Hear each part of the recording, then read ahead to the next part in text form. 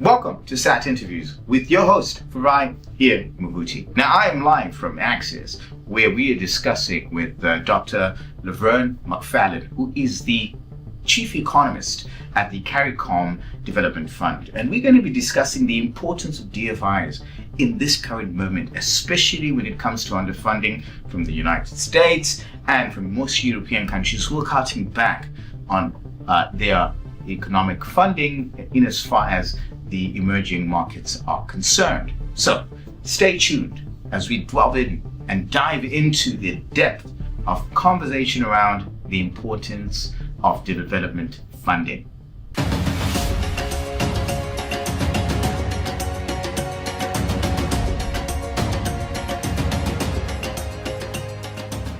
Welcome, Dr. Lavern McFarlane, to the Southern African Times, where we are having this interview live at ACSIS, which is the African Caribbean Investment and Sustainability Summit. Now, I think we must go into it. Now, I joked earlier that you are the only economist here.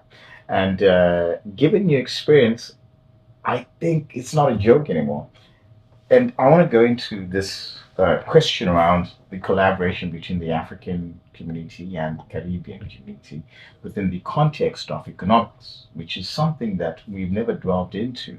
And I think one of the insights you've shared with me earlier was about how AfricExim Bank has been working with the Caribbean community to sort of evolve and build a fund around sustainability and climate and the areas of resilience. My question is, this is happening in the back doors, but our communities from a peer-to-peer level don't know that we're interacting this way. How do you make sense of that? Well, thank you for having me on this interview. Thank you, South African Times. And really, it is events like these that allow us to make the noise and raise awareness in terms of having the ordinary, regular grassroots, we call it, or man on the street, being aware of what development partners are doing. Because typically, you pass on the street and you speak to a person and you say, do you know what development finance is? They have no clue. Do you know what a development institution does or a multilateral financial institution does? They have no clue.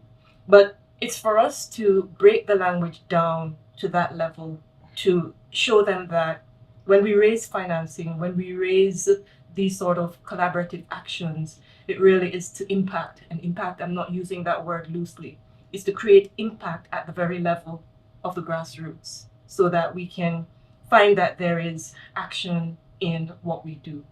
And therefore, in terms of bridging the gap from the African community to the Caribbean community, you mentioned that we are partnering with AfricExim Bank, and this was a very strategic partnership for us because to bridge that gap between the Caribbean and the African continent, a whole lot of bridges need to be built. And it's not just across the Atlantic, but certainly how we build those bridges is crucial for us. And doing that, it requires a whole lot of resources because there's thousands of miles between the Caribbean and the African continent.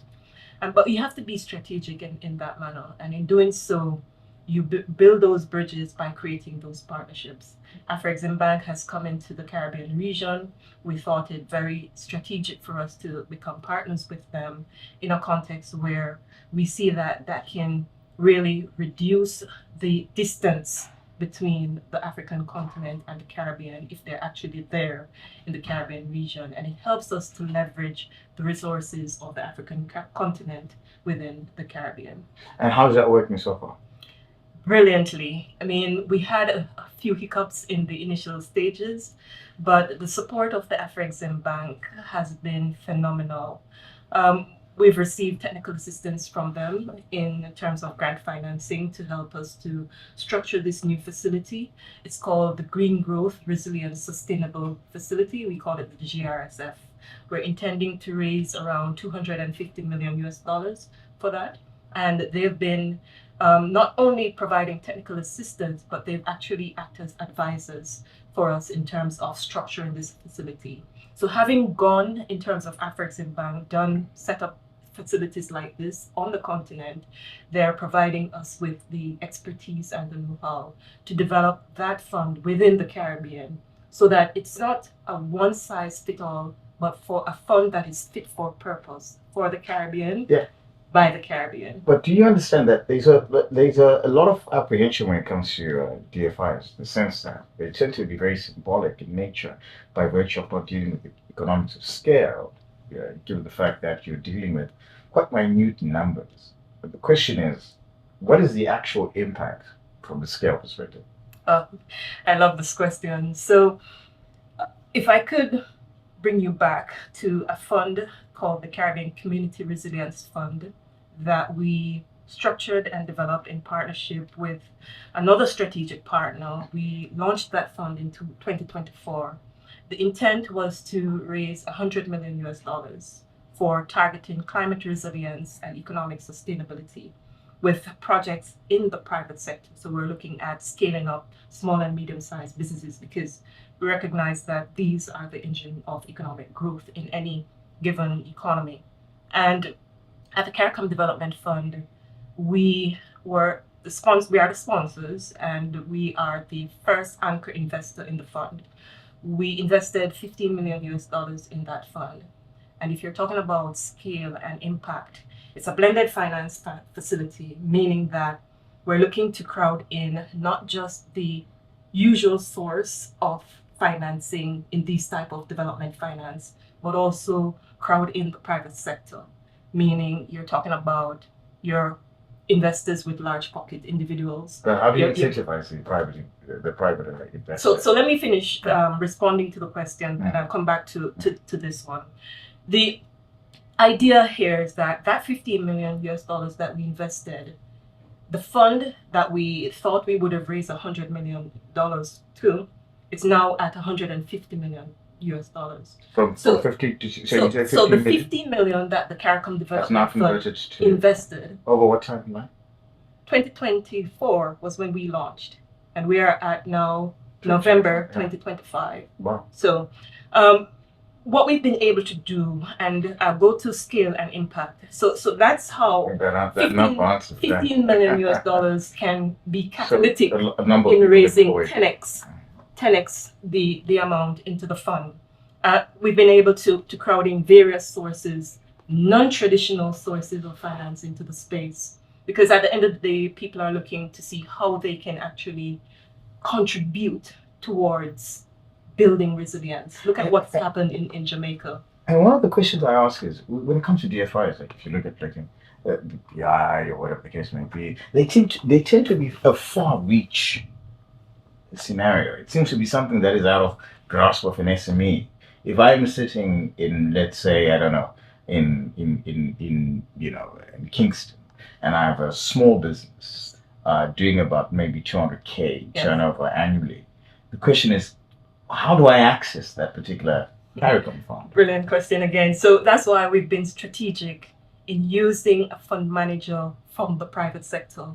So we know that the private sector speaks the language of the private sector, the SMEs, and they are at a closer reach to SMEs. And in doing so, rather than being a DFI, a regional development finance institution, trying to get to the SME or vice versa, we've strategically placed the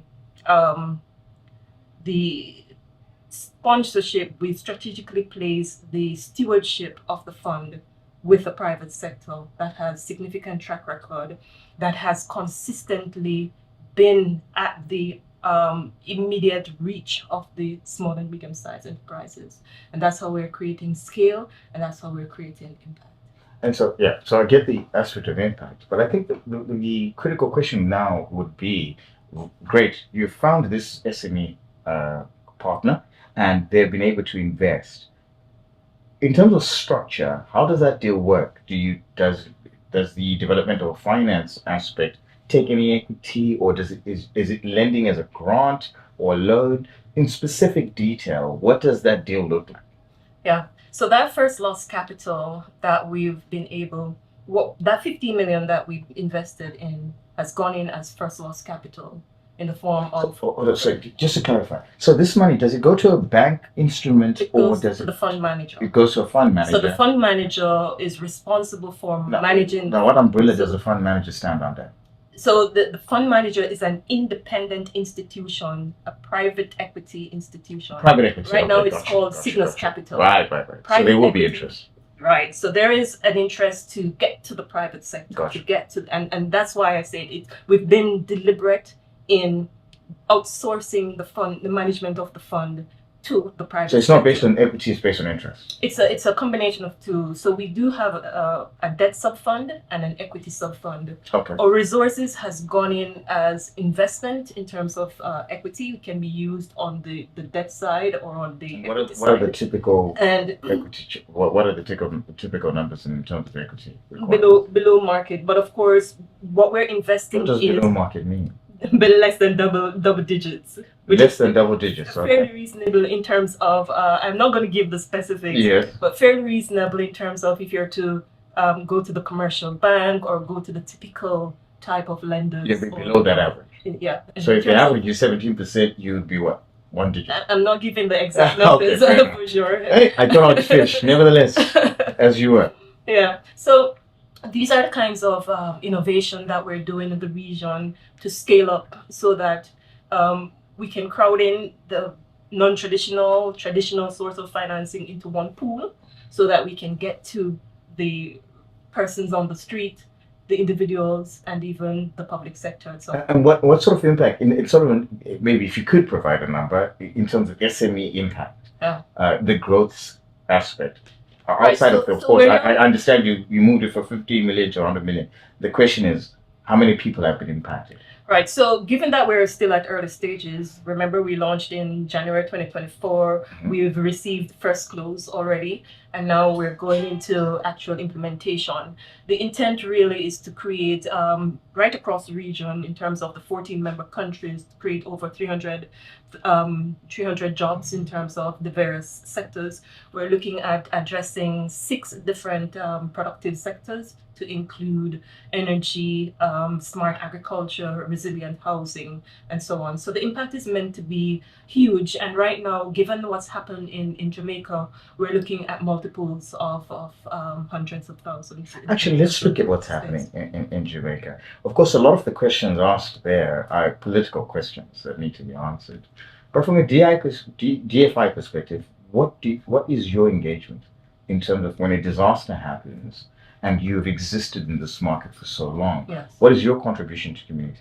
Right, so we do have within the CARICOM Development Fund an emergency response facility. And the intent there is whenever a disaster strikes, we don't ask questions. Has that money been dispersed? Yeah, it's been triggered. Triggered is not disbursement. It's been triggered. So, I mean... What does triggered mean? We have a process where we get to the board. But it's an emergency fund. It is emergency, but of course, in some instances, you do recognize that there are processes to be followed to ensure that governance is maintained. Okay, now I'll move on for that. Thank you. So I think,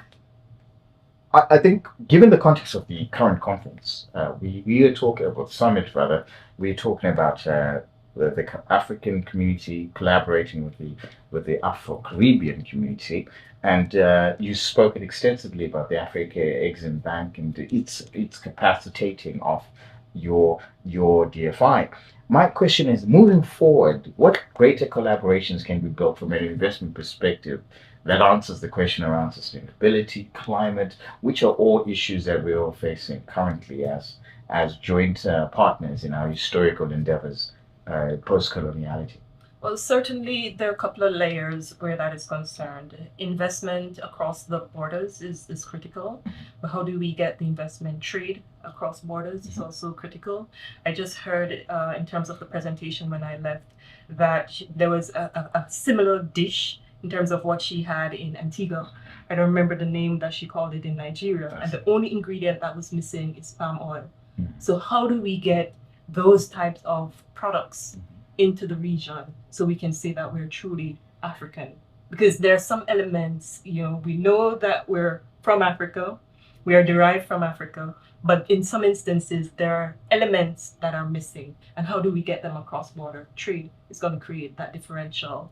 How do we ensure that there is smooth trade? Because a lot goes on behind the scenes when we talk about trade. You want to make sure that processing of payments is critical and is seamless. Mhm. And how do we do that? You have so much innovation in terms of technology for payments. There's blockchain, there is various clearing payments and settlement system up in place. I know that I think Afrexim Bank is also spearheading what's called a Pan-African payments and settlement system called PAPS, and it's something that they've translated into the Caribbean region as well. So these are the type of ecosystem and enabling environment that will be critical for us to ensure that there is that seamless cross-border between the African continent. And maybe as a final question, what is the role of the diaspora within the context of the DFI? Certainly, again, I go back to investing, and I can't trump that enough. There are a couple of things. We need the diaspora to be more active in the space, to be more vigilant in the sense But that are there platforms for diaspora to partner up with DFIs? I think this very summit is one such, and that is why we came on as one of the sponsoring partners of the African Caribbean Sustainable Investment Summit, the ACSIS. I know this is the second sitting of it. The inauguration was last year, and for this very reason, where the diaspora can now identify a platform wherein African diaspora, Caribbean diaspora come together as one, and to hear what's happening in the various regions and how they can actually contribute in the space. The platform is there, and how do we activate it more in terms of bringing on No, so various I get that parties? there's a platform, but I think in practical terms, what does that mean? If I'm sitting in London and I want to engage a DFI Yeah. in the Caribbean communities, how do I do that? What does that actually look like? Well, I can't fully answer that question, but I imagine that you would want to get through to ACSIS and they'll connect the two. So I was mentioning that we became a strategic partner in terms of sponsoring the ACSIS because we recognize that this platform will be critical to engage with the diaspora. So if we come on the platform, we should be able to identify an investor who has interest in the Caribbean and has a project that they want to bring to the Caribbean, and we can connect them in terms of identifying financing, identifying where best they can place those resources. Yeah, no, I get it. And for me, I think maybe as my parting shot is that I think we need to humanize, DFIs, and I think there's a clear departure between us, who these particular, DFIs, development funds, are meant to benefit, Yes. and our understanding of them. And I thank you for making time to come to help us have a grasp on, the day-to-day realities. I know that you couldn't go into depth, given the fact of the nature of the capital. And for that, I really want to thank you for your time. Thank you so much for having me, and I really appreciate Thank you. giving the opportunity to speak about what the type of work we're doing in the region. Thank you so much. Ladies and gentlemen, thank you so much for joining us. I'm your host, Farai Ian Mavuti, here at the Southern African Times, live from ACSIS. Stay tuned. Take care.